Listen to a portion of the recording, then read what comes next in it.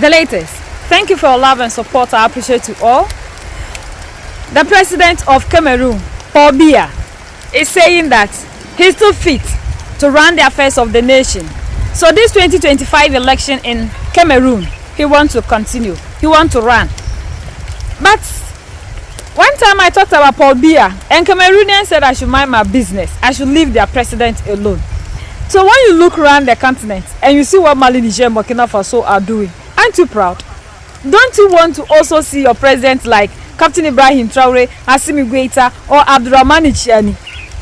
What at all has Paul Biya done for the people of Cameroon that they have to continue to be voting for this man? Over 4 decades in his presidency, whatsoever that Paul Biya has, I think by now he should be able to bring it to an end. Over 90 years. Is it the kind of person you want to be led by when we are looking for energetic African to lead us, to control the affairs of our nations? No, this one, Cameroonians, you have to come clear. Maybe I am missing a point. Maybe he's doing wonderful things than what Captain Ibrahim Traore is doing, Assimi Goïta and Abdourahamane Tchiani are doing that we have not seen. Or maybe you are covering them up. So you have to bring them out so that we can see them properly. And know that Cameroon is also doing something amazingly well to move the continent ahead. In this, our generation, we don't understand why we have all the mineral resources and yet we are still poor. And that is the reason to which Captain Ibrahim Traore, Assimi Goïta and Abdourahamane Tchiani came into office to do away with that kind of system. And we will still be having people who are all singing the praises of Mali, Niger, and Burkina Faso, and in your countries, you are not fighting this system that is also in your country. We need to pray. Yes, as for this one, we need to look for people to come and pray for the people of Cameroon, because we can still have people very old who are supposed to be sitting down, taking care of their grandchildren, always coming and ruling and ruling. That is why Africa, we have been backwards for all these years, because we've continued to allow the old ones to rule. And these people always come into office, bring us policies that they are not there and they will not do them now. They are always in the future, 3 decades, 4 decades. Everything of theirs is always in the future that they know they will not be there to be taken accountable. And at the end of the day, it is you and I that will suffer. It is our future that we are playing with. Cameroonian President Paul Biya gave his end-of-year address to the nation and a subtle hint that he still has interest in keeping the presidency. Mr. Biya warned that 2025, the year Cameroon is meant to hold presidential elections, is full of challenges, which was interpreted by some observers as a suggestion that he sees himself as president of the Central African country beyond 2025. According to him, he is paying attention to the cries of party members who have recently embarked on a propaganda drive to market his candidacy. At almost 92 years old, 40 of which he has spent at the head of his country, Paul Biya remains the sole candidate of the ruling Cameroon People's Democratic Movement, according to the party's constitution. At almost 92, Paul Biya appears to be seeking an 8th term as president. What's your reaction to that, and what might be the implication for the political situation in Cameroon? Well, thank you so much, Bose. It's quite unfortunate that we are seeing Paul Biya wanting to have another shot at the presidency for the 8th term. And between you and I, you know that he's going to win, because the election certainly will not be free and fair. I was trying to explain that I can tell you for free that the reason Paul Biya wants to run for the 8th term is because he fears that if someone else comes into the office of the president, he's going to be probed. So he wants to remain perpetually in office until perhaps his last day on earth, wherein if someone else comes into office, there'll be nothing to probe in a man who is no longer alive.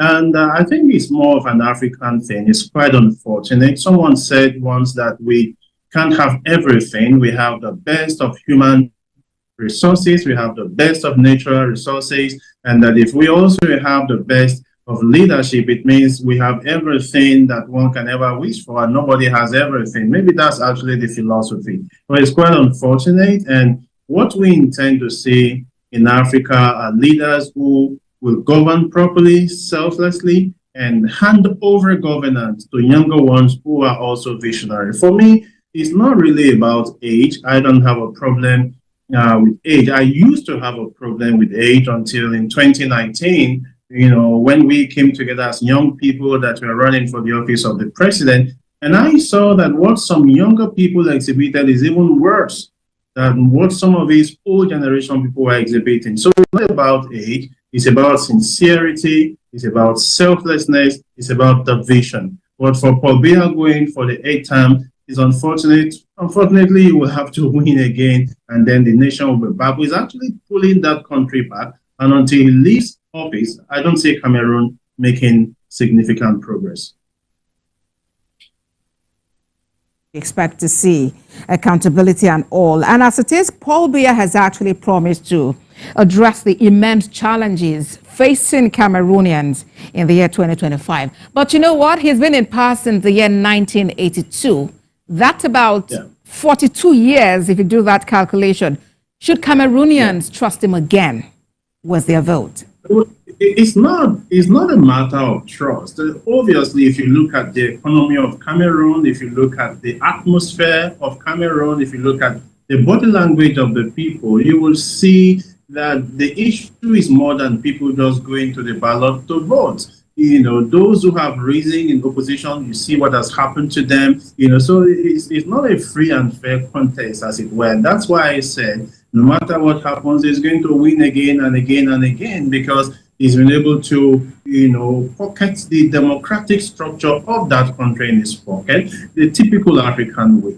And that's why I am proud of what Ghana did in their last presidential election. And we saw a party in opposition come and win the ballot. And because the Independent Electoral Commission there in that country is truly independent, it's not under the caprices of the political machinery of the players in that nation. So, but we are not seeing that in Cameroon, and that's why I'm saying that unfortunately that may keep going on and on until the last day. We have to put the tribalism aside, the politics aside, and always look at ourselves, the youth, our future, our children's future. These things are good for Yellow Papa, but they are not good for us. And we are able to fight the systems of these people. We will never move forward as a people. We need to make sure that we keep these people aside so that we get energetic ones, patriotic ones, not like those that we've seen that has also taken their countries and they are dining with Yellow Papa, like a place called G. Yes, the 2 G's that also did, not like them. Always we will say Mali, Niger and Burkina Faso are the only ones that are leading us to total freedom. So whatever we are doing, these are the role models that we are looking up to, because they are the only ones that have risen to fight, protect and defend the continent. My brothers and sisters in Cameroon, the mantle is in your hands. Paul Biya is saying that he has everything that it takes to lead you. But look around you and see what is happening in Mali, Niger and Burkina Faso, and compare the leaders and the developments that we are seeing in Mali, Niger and Burkina Faso to those that Paul Biya has led you for decades now, and see if they are the same or it's even a quarter of what these people have achieved in just 2 years. Africa, is high time we put the tribalism aside. That is a form and a tool that the oppressor is using to make sure Africans do not rise up and Africans do not move forward. This is a tool that the oppressor has kept in place to make sure that the African do not rise up. So the tribalism will not take us anywhere if truly we want to move forward. The partisan politics we do wouldn't take us anywhere if we want to develop. So we have to all unite and make sure we get leaders to protect and defend the continent and our respective nations. So look up to Captain Ibrahim Traore. If truly we want to move forward, the ball is in our court. United we stand, divided we fall, and united we keep standing forever and ever. The greatest enemy of the African is mental slavery. So let's decolonize ourselves from mental slavery.